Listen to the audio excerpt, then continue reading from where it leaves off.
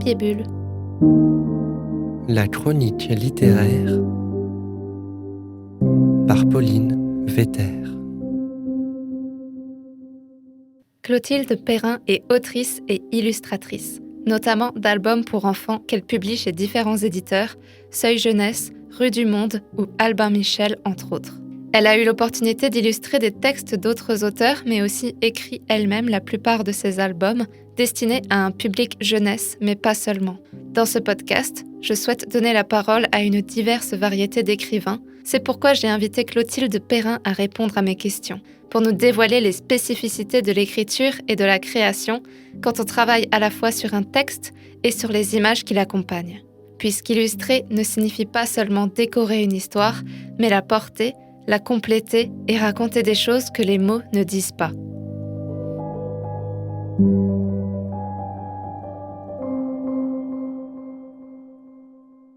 Bonjour Clotilde Perrin. Bonjour Pauline. Alors pour commencer cet entretien, est-ce que vous avez un plus vieux souvenir d'écriture ou alors un plus vieux souvenir créatif ? Étant petite, j'aimais déjà faire des sortes de petits livres, des petits cahiers en papier. Je commençais déjà à faire des petits essais de poésie illustrée, on va dire ça comme ça. Voilà, j'ai un souvenir aussi où j'étais vraiment petite, c'est à l'âge de 4-5 ans, où j'ai fait toute une page de L, parce que je pense qu'il y a beaucoup d'enfants qui commencent à écrire et ils font des L comme ça, enfin des tortillons. Voilà, et j'en avais fait toute une page. Voilà. Puis mon père était artisan papetier, donc c'est-à-dire qu'il faisait du papier à la main, à la cuve. Voilà, je suis née dans un endroit quand même déjà avec du papier et des crayons. Voilà, ça vient pas de rien. Et quel parcours est-ce que vous avez eu au niveau études, premier boulot, et comment vous êtes arrivée à faire de l'illustration votre métier ? Disons que je savais pas trop que ce métier existait quand j'étais jeune. Bon, c'est vrai que je faisais des petits cahiers comme ça, des petits carnets, mais je me spécifiais pas à être illustratrice tout de suite comme ça. C'est avec le temps que j'ai compris que c'était ça qui me plaisait le plus. J'avais qu'une envie, c'était de dessiner. Alors j'ai pas écrit, j'ai plutôt dessiné, c'est vraiment le dessin. À ma seconde, j'ai choisi une section art appliqué. Et là, pendant 3 ans, on fait beaucoup d'art appliqué, donc du dessin, de l'architecture. Enfin, c'est les premiers abords un peu comme ça des arts appliqués. Et ensuite, je me suis dirigée vers la publicité. J'ai fait un BTS à Estienne, à Paris. Mais en sortant de ce BTS, je me suis dit qu'en fait, ce que j'avais vraiment envie, c'était pas de la publicité, du graphisme ou des choses comme ça. C'était vraiment d'être dans la narration, de faire des livres, de l'illustration. J'ai intégré l'école des arts déco, enfin maintenant la HIR, on appelle ça, la Haute École des Arts du Rhin, à Strasbourg, avec un prof qui s'appelle Monsieur Lapointe. Et à la sortie de mon diplôme, j'ai commencé très vite à travailler plutôt dans la presse. Et c'était vraiment l'illustration. L'écriture n'était pas encore vraiment là, même si j'en avais envie, je le sentais. Mais c'est surtout l'image qui m'a portée au début et qui m'a donné envie de créer des histoires et créer des livres.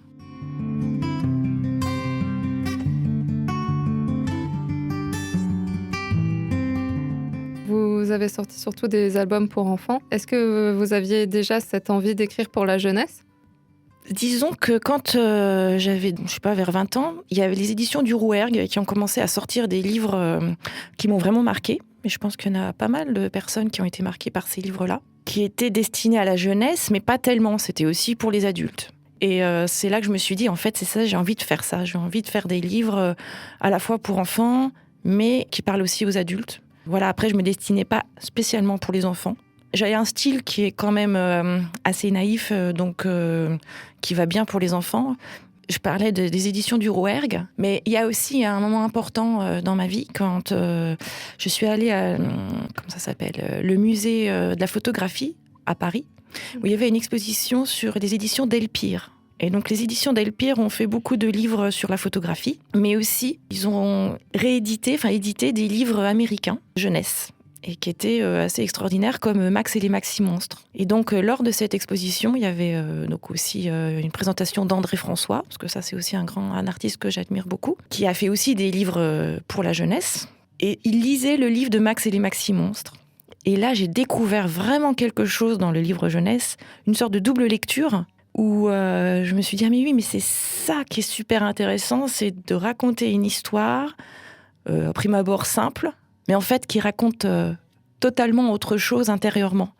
On n'est pas obligé de le comprendre, Je pense que l'enfant, c'est ça que j'ai découvert. C'est cette double lecture qui m'a vraiment donné envie de faire des livres, je pense aussi.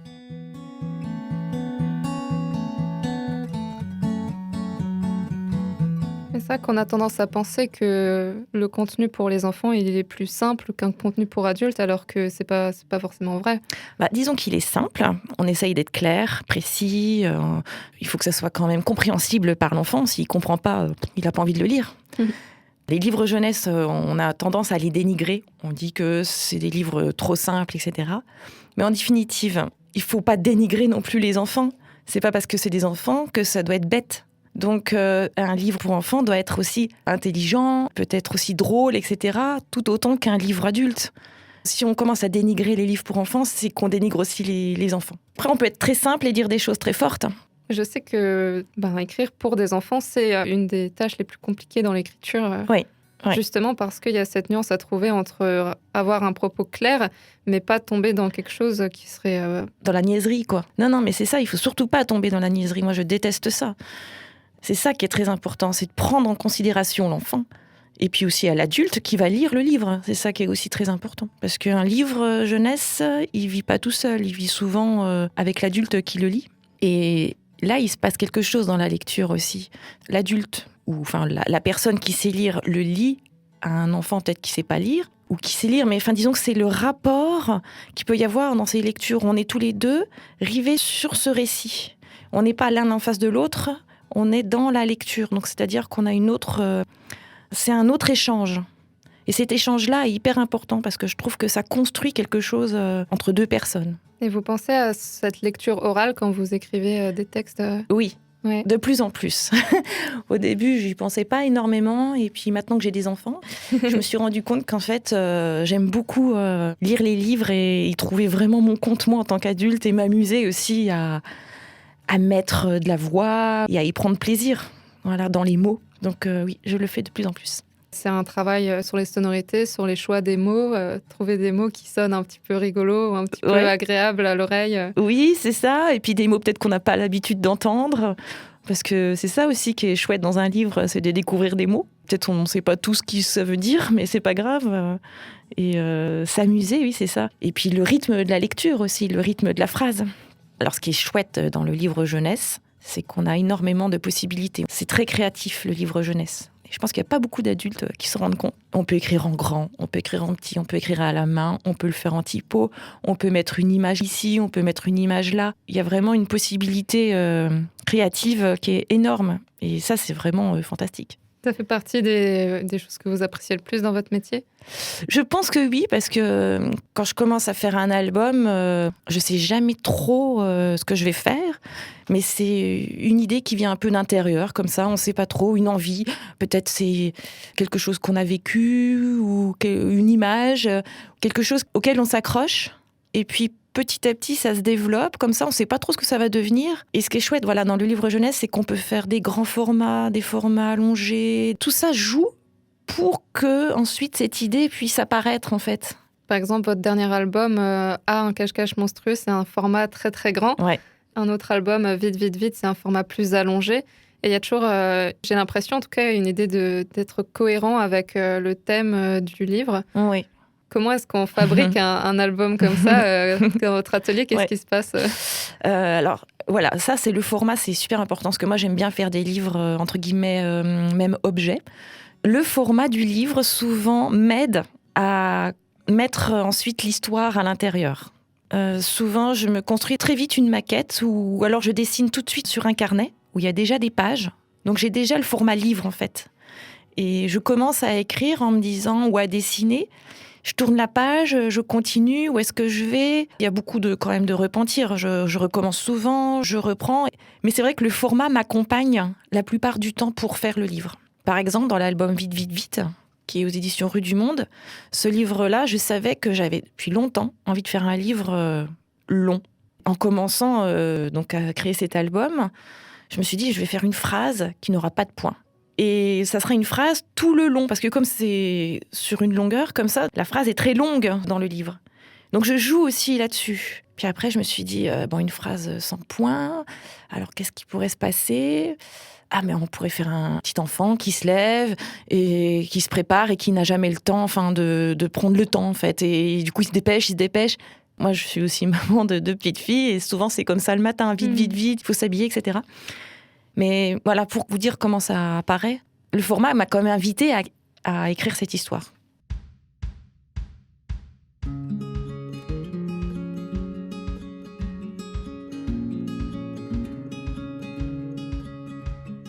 Est-ce que vous pouvez me parler des auteurs qui vous influencent ? Moi, c'est des livres que j'ai eus déjà petite. C'était Jaco qui veut rejoindre sa maman de Godwall. C'est des tout petits albums, sans texte, avec que des images. Et quand on tourne une demi-page, il y a toute la page qui change. Donc c'est déjà une histoire de papier, comme ça, de flap. Ça aussi, j'aime bien faire les surprises visuelles dans mes albums. Il y a aussi les livres de Edward Gorey. Donc c'est un illustrateur, auteur américain. Il a un trait très très fin dans son travail. Il travaille tout en noir et blanc la plupart du temps. Et ses histoires sont pas particulièrement pour les enfants, mais ça peut quand même passer. Et c'est souvent des choses un peu ténébreuses, funèbres, des choses comme ça. Donc j'aime bien aussi le côté un peu inquiétant. On retrouve souvent des choses inquiétantes dans mes albums. Donc je me sens proche de ce travail. Sinon, il y a le non-sens de Édouard Lire. J'aime beaucoup tout ce qui est un peu absurde. Mon livre, par exemple, Dans sa valise, qui est un album avec donc des flaps, donc avec des volets de papier. Quand j'ai commencé à faire cet album, j'avais vraiment envie de tomber dans l'absurde ou dans le un peu Alice au pays des merveilles. Quelque chose où, quand on rentre dans cette histoire, si on réfléchit bien, c'est pas possible en fait. C'est complètement absurde. Mais ça marche très très bien. Parce qu'en plus, les enfants, ils aiment bien l'absurde et ça fonctionne hyper bien avec les enfants. On peut vraiment se permettre des choses, tant qu'on le mène par le bout du nez, tout va bien, quoi. Sinon, qu'est-ce que j'aime bien aussi ? Les paysages d'Anne Brouillard. Anne Brouillard, c'est une illustratrice belge et elle a une douceur dans son travail au niveau pictural que j'aime beaucoup. Elle travaille aussi avec de l'aquarelle. J'aime beaucoup l'ambiance qu'elle met dans ses images. Et c'est vrai que moi, dans mes images, j'aime bien aussi mettre de la lumière, mettre de l'ambiance. C'est pas la même chose, mais il y a quelque chose qui m'intéresse dans son travail aussi, de ce point de vue.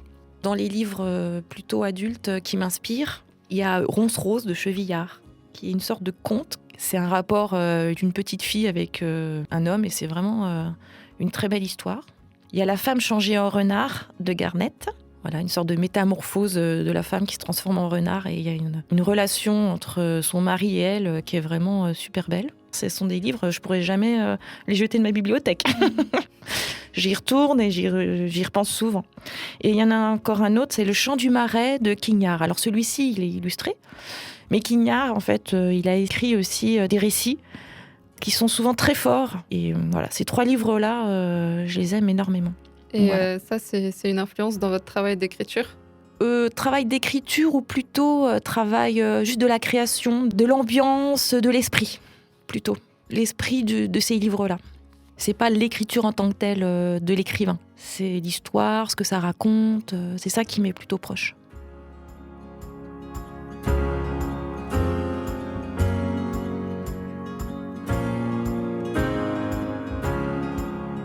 Vous illustrez des albums que vous écrivez, mais vous illustrez aussi des albums en collaboration avec des auteurs. Oui. Est-ce qu'il y a un travail d'ajustement, du coup, dans ces cas-là ? Est-ce que c'est très différent ? Alors évidemment, c'est pas vraiment pareil.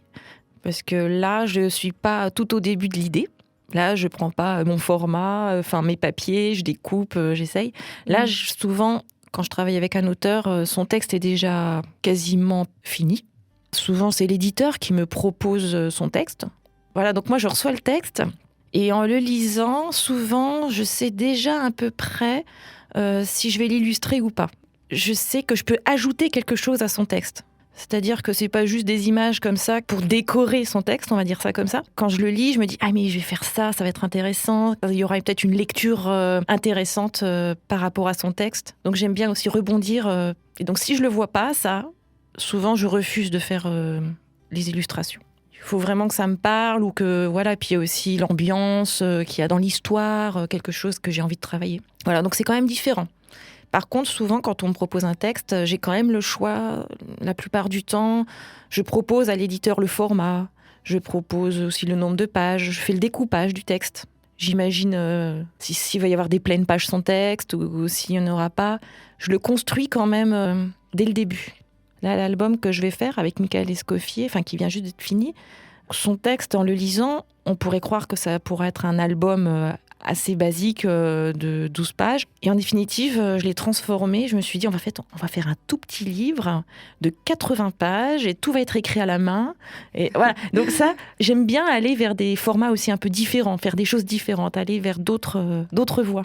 Après, on a quand même des allers-retours. C'est-à-dire que, voilà, moi j'illustre. Des fois, je peux lui dire, ah, mais là, il y a peut-être une redondance dans le texte, on pourrait peut-être l'enlever.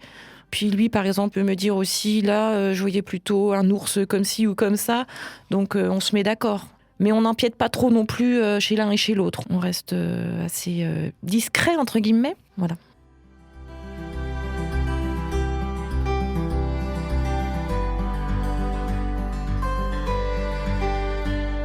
Il me semble que vous faites aussi des ateliers avec des enfants. Ouais. Vous organisez des lectures.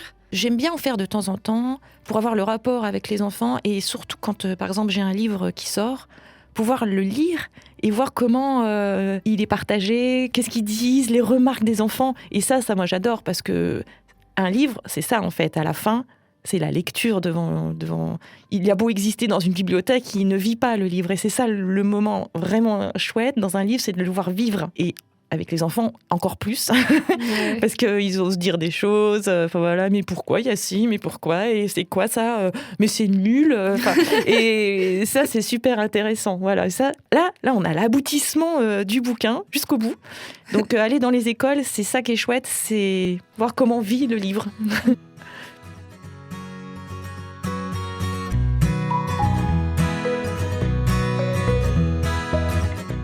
Comment s'est passé le premier contact avec les maisons d'édition ?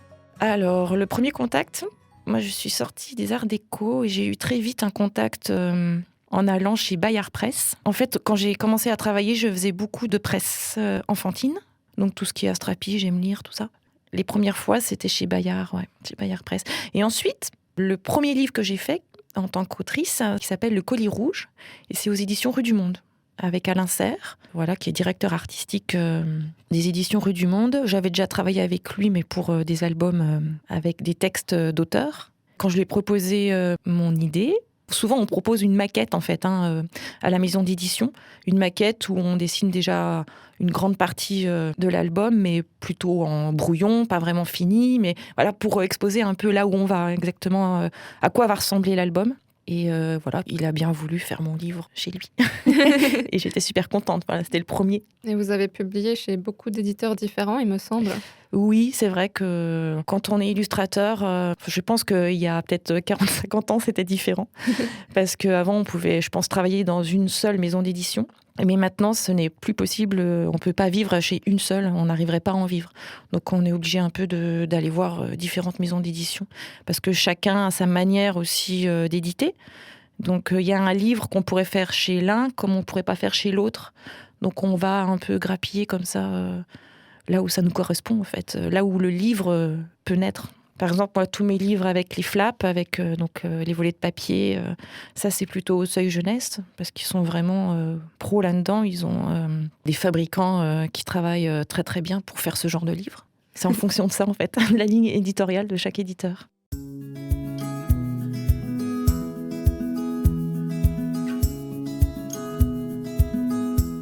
Pour terminer, quel serait votre conseil à donner pour quelqu'un, par exemple, qui débuterait dans ce métier ? Ce que je peux conseiller, c'est de ne pas recopier, de ne pas essayer de faire comme tout le monde fait, et de trouver sa voie et de faire vraiment quelque chose de singulier pour faire découvrir peut-être quelque chose de nouveau, quoi. Et parce que je pense qu'il y a on est beaucoup influencés, quoi. Et moi, je vois les jeunes qui sont beaucoup sur Insta et qui se disent c'est comme ça, c'est ce que je veux faire. Alors qu'en définitive, ce qui compte, c'est eux. Qu'est-ce qu'ils vont faire eux-mêmes, donc qu'est-ce qu'ils vont sortir d'eux. Voilà. Quand on est dans la création, je pense que c'est important d'être aussi sincère avec soi. Il faut que ça nous corresponde au mieux. Moi, c'est ce que j'essaye de faire en tout cas. Voilà, quand je fais des albums, j'essaye que ça soit moi, que ça soit honnête, et puis voilà.